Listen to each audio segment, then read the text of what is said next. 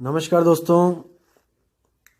सबसे पहले तो मैं नए साल की आपको तहे दिल से बधाई दूंगा और मैं परमात्मा से दुआ करूंगा कि इस नए साल में, इस चढ़ते नए साल में आप बहुत बहुत बहुत ज़्यादा विवेकी हो जाओ। इतने विवेकी हो जाओ कि परमात्मा की हर वाणी को आप बिल्कुल सही तरीके से समझो और उसको विवेक के द्वारा अपने दिल में बसाओ, उसको ग्रहण करो और उनके बताए रास्ते पे चलो, ताकि हम सब, भारतवासियों की बात नहीं कर रहा हूं मैं, हम सब यानी जितने भी इंसान हैं इस दुनिया में, वो सब मुक्त हो जाएं, वो सब अपने धाम को चले जाएं, अपने स्वरूप में स्थित हो जाएं, ताकि ये पांच तत्व की जो काल की सृष्टि है ये हमेशा के लिए खाली हो जाए। एक भी जीव ना रहे यहां पे जो 84 के चक्कर काटे। एक भी जीव नहीं चाहिए इस दुनिया में। खाली कर दो इसको, बिल्कुल बिल्कुल खाली। तो दोस्तों, मेरी एक जानने वाली फ्रांस में जो एक महिला यहाँ इंडिया में आई थी सत्य की खोज करती हुई, यहाँ पे कई योग पीठों पे हठ योग कर रही थी, बहुत कुछ कर रही थी। तो उसके साथ मेरी जब ज्ञान चर्चा हुई और मैंने केवल और केवल मदन साहिब की जो एक वाणी, सोई गुरु पूरा कहा है, 2 अक्षर का भेद बताए, एक छुड़ाए एक लखाए तब प्राणी निज घर को जाए, उस दोहे को मैंने जब उसके सामने खोला तो मैं हैरान रह गया कि उसने 20-25 मिनट में ही दोस्तों सत्य को स्वीकार कर लिया। मैं हैरान हो गया, क्योंकि भारत में ही किसी को समझाना हो तो कम से कम 1 साल 1.5 साल लग जाता है इस वाणी को समझाने में, क्योंकि वो लकीर के फकीर हुए पड़े हैं हम लोग कि नहीं, मंत्रों से ही मुक्ति मिलेगी, मंत्रों के बिना नहीं मिल सकती। और मैं हैरान हो गया, उस लड़की ने 20-25-30 मिनट के अंदर हर चीज को गहराई से समझा और उसने मदन साहब के ज्ञान के आगे सरेंडर कर दिया और उसने वहीं पे मान लिया कि जो गुरु मैंने बनाया है इंडिया में, वो गुरु पूरा गुरु नहीं है। और आज मैंने उसको जब नए साल की बधाइयां दी और मैंने उसको बताया कि एक YouTube चैनल बनाया है और प्रचार किया जा रहा है सत्य का, तो उसने एक बहुत ही प्यारा संदेश आप सब लोगों के लिए, आप सब मेरे भारतीय भाइयों के लिए, बहनों के लिए एक बहुत प्यारा संदेश भेजा है। मैं उसको भी आपको सुनाना चाहूँगा और मैं उम्मीद करूँगा कि जैसे मालिक ने उसको इतना विवेक दिया है, आप सबको भी दे। मैं बस यही दुआ करूँगा कि आप सब इतने विवेकी हो जाओ कि सत्य और असत्य का निर्णय एक पल में कर लो।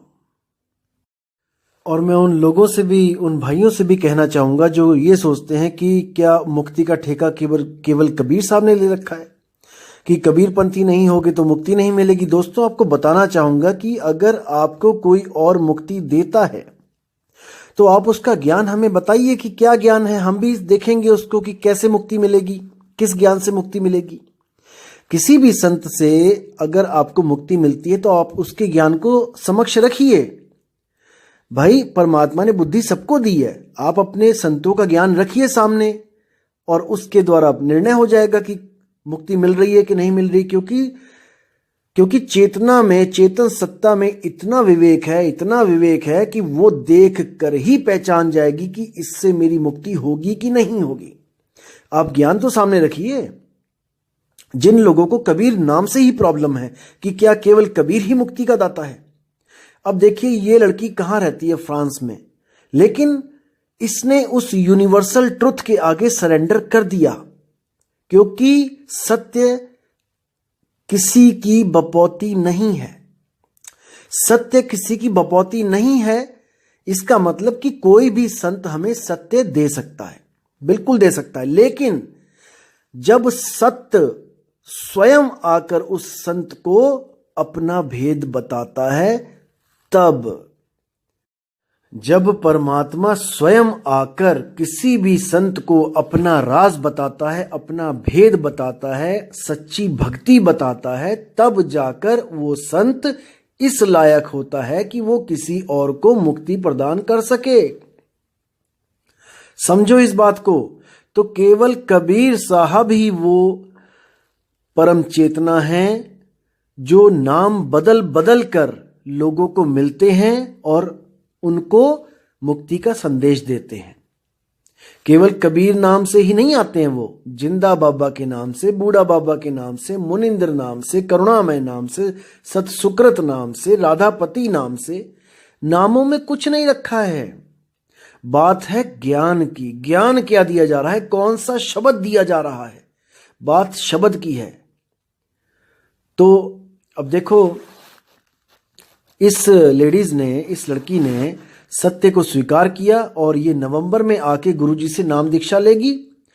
कोई भाषा सेम नहीं है, कोई कल्चर सेम नहीं, कम्युनिटी सेम नहीं, फिर भी सत्य तो एक है मेरे भाई। चाहे वो कोई अंग्रेज हो, चाहे वो चाइनीज हो, जापानीज हो, फ्रेंच हो, कोई भी हो, सत्य हम सबके लिए एक है और आत्मा ही सत्य है।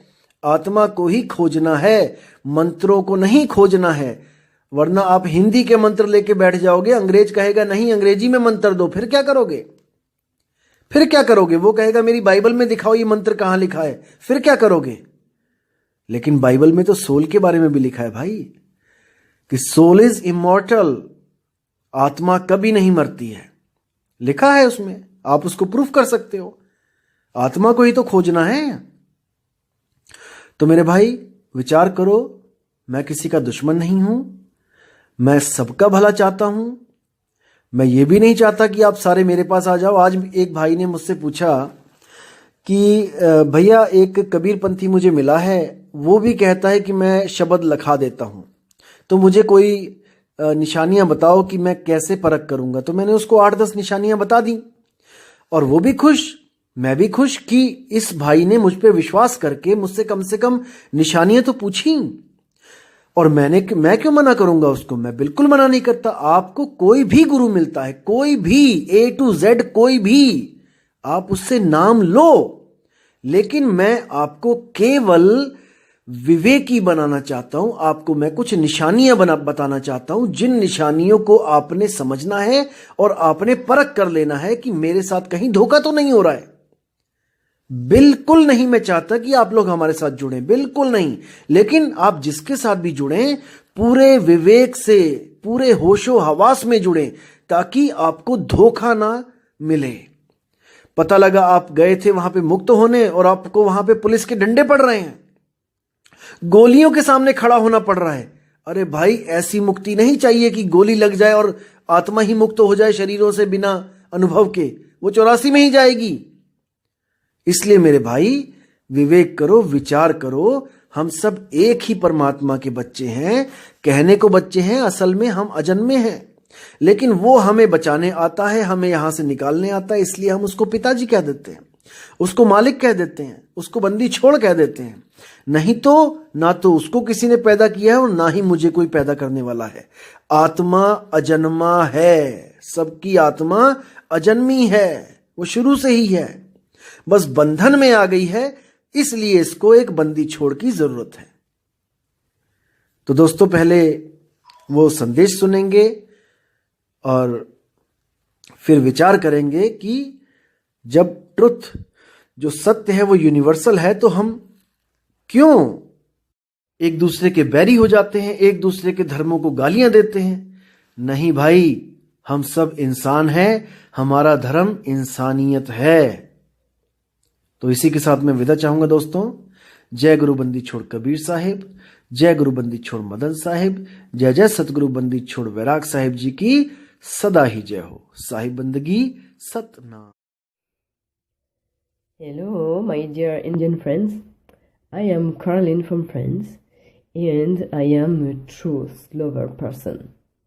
Because only truth is that thing which is always universal. We cannot bound the truth in any specific religion or language or any specific country. We all are from different culture and communities, but the sun, the moon, and the stars are the same for all of us. And just like the sun, the truth is the same for the whole universe. It is very great for you that you can get the knowledge of the truth almost for free on YouTube. And I hope that my friend Nitin is explaining the truth in a very easy way, because the truth is simple and it must be understandable for everyone. So I wish to all of you that you understand this supreme knowledge of truth and that you get the real salvation from the birth and death. I love you all and I wish you all the best for this new year. Thank you very much.